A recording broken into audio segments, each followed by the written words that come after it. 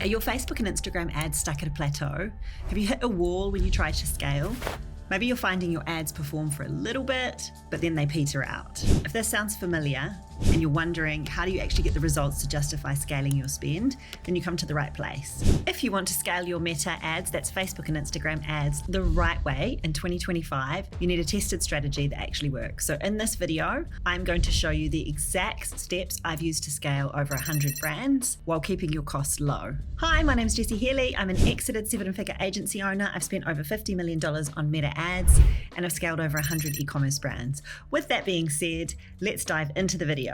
So, how do you scale your ads when you're at a plateau and you're not getting anywhere, you've not been able to grow your ad account? There are 3 steps to this. First and foremost, you want to know what your target customer acquisition cost or return on ad spend actually is. Secondly, you want to then optimize your account towards that goal. And then once you start hitting it, then you want to scale. So I'm going to dive into those 3 parts one by one. Let's dig in. So step 1, know your numbers. I can't tell you how many times a brand has come to me saying they can't scale. And I ask them, what is your target ROAS or what is your target customer acquisition cost? And they say, I don't know. How can you possibly scale when you don't know what you can afford to pay to acquire a customer or what you can afford to pay to generate someone coming to your site and spending money? So that is the first step. I have seen people who were too conservative with their goal, and it meant that they couldn't scale their campaigns because they were trying to hit a much too conservative a goal, or the other way around where people were too ambitious with the ROAS, and it meant that when they started spending money, they're losing money hand over fist. So the first thing you need to do is you want to figure out what can you afford to pay to acquire a customer and what is your target ROAS to either break even or make some profit. So I have created a spreadsheet where you can fill in your own business numbers for your business. In just a few seconds, it will calculate for you what your target customer acquisition cost and return on ad spend is.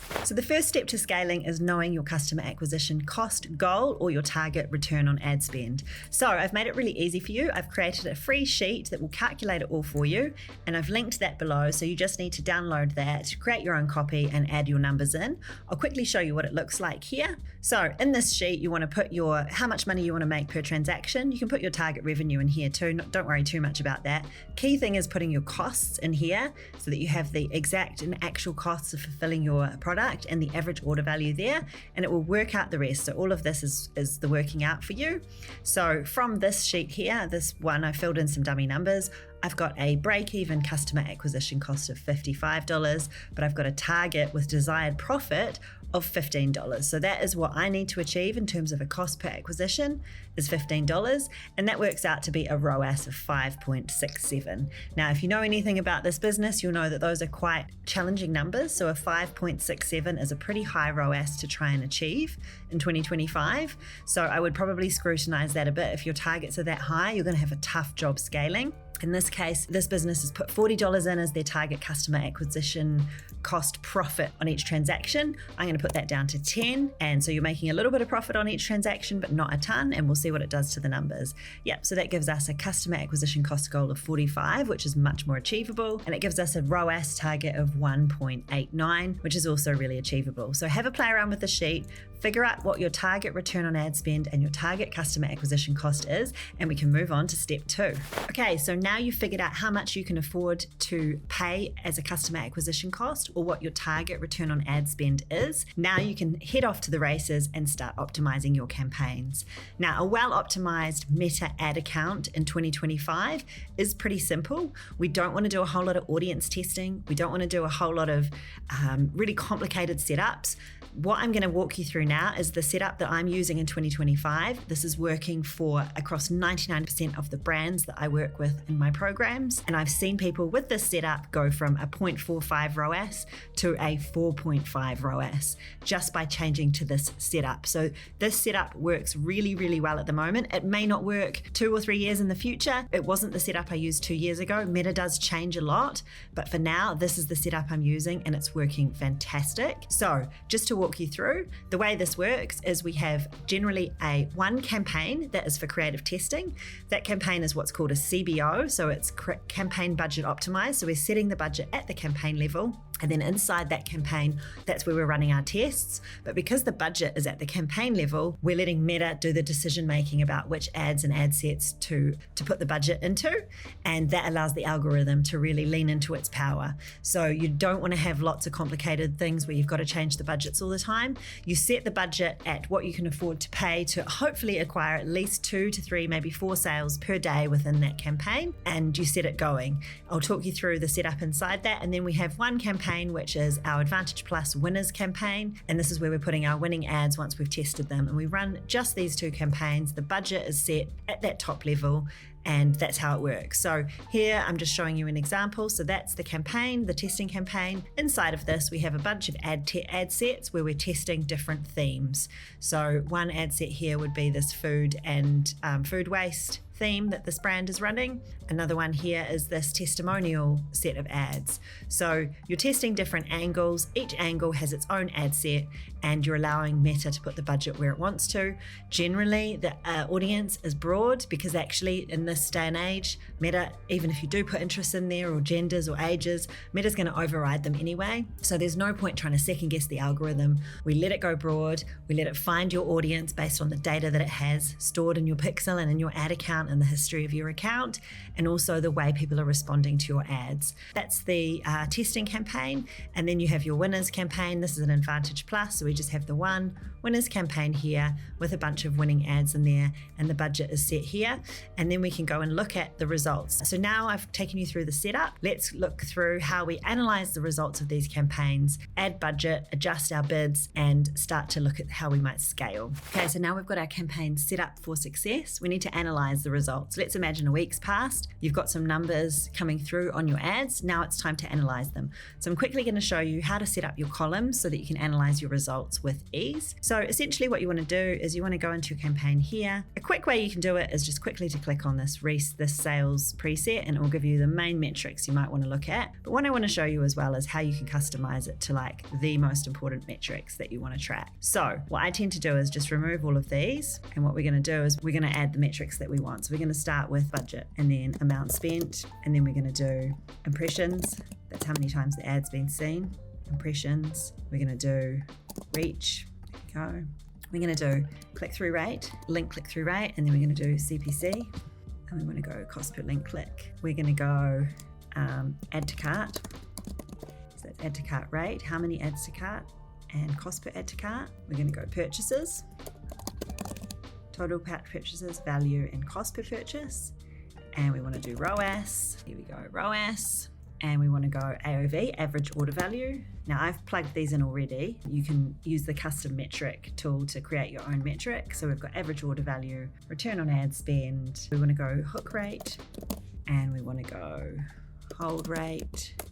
I think that should be, frequency is the other one. There's so many metrics you could add, but these are the main ones that I look at. And then I just untick these little bits here because that just fills my columns with way too many things. So we go apply. Quick trick here is you want to save this column preset. So save as a column preset, GC dashboard, for instance. And then once you've got that there, you'll be able to always come back to that. And another one is save this as a bookmark, and then you can come straight to your dashboard with everything all here all ready to go. So we can now look at like a week's worth of results. We can see how much have we spent, how many impressions did we drive, how many people did we reach, what was the click-through rate. So we're wanting to look for a click-through rate of over 1%. Okay, so we can see that this one has much higher click-through rate and consequently a much lower CPC. We can see the add to cart rate, we can see the cost per add to cart, we can see the purchases, we can see the purchase conversion value, the cost per purchase, the return on ad spend, the average order value, the hook rate. So that's how many people are watching the first 3 seconds of the ad, the hold rate, how many people are watching through the ad, and we can see the frequency of those ads too. What are we looking for? I'm not going to teach you how to optimize your ads from start to finish. It would take a lot longer to teach you that. That is something I teach inside my program. You're welcome to book a call to have a chat. We can talk through your results in a little bit more detail, talk about how you're optimizing. But for now, I just want to tell you how to look at to see whether you're hitting your result or not. So earlier in this video, I showed you how to identify your return on ad spend. Now that you know, say for instance, your return on ad spend goal is 2, we can look in here and see what our return on ad spend is for the last week. We can see that this campaign is doing really well. This campaign, not so much in terms of that return on ad spend. and the cost per purchase is 19 here and 28 here. So this looks like a campaign I'm going to want to scale. So that is the trick to it, really. We are now on to part 3, where we're talking about scaling. So we have our results here, we have the campaign set up, we're putting new creative in when we're not getting the result we want. If you're not getting the result you want from this return on ad spend, that's when you have to go back to the drawing board and keep testing. I recommend launching 1 to 2 new creatives every single week in order to keep your campaigns optimized. And that's going to be the case for as long as you run ads. As you grow and as you scale, you're going to probably need to up the ante and launch more and more creative in order to get this to work. But if you're just getting started, you want 1 to 2 new creatives every week to keep this optimized. And when it's working, we're going to scale it up. And when it's not working, we're going to pull back a little bit and go back to the drawing board with that ad creative testing. So that being said, let's assume that this account is working well and we're happy with the return on ad spend. All we have to do is go over to our budget column and we can edit that budget and we can up the budget. I recommend adding 20% of budget, 20% extra budget every 1 to 2 days, and then checking your results. If your results are holding, you can continue to scale. If your results aren't there, go back to the drawing board, pull back your budget, launch some new ads to test, and you can launch them all inside these ad sets here. You would launch a brand new ad set every time you had a new creative test. And that is it in a nutshell, in a very short video, is how I think about scaling an ad account in 2025. So just to recap, we've got step 1, know your numbers, know what you're actually optimizing for, know what goal you need to hit. Step 2 is set up your ad account for success, have a campaign for testing creative with different ad sets per creative, have a campaign for scaling, and then watch your numbers, look at your dashboard, especially closely every 7 days, look at 7 days worth of results, make decisions on whether to pull back or whether to add more budget.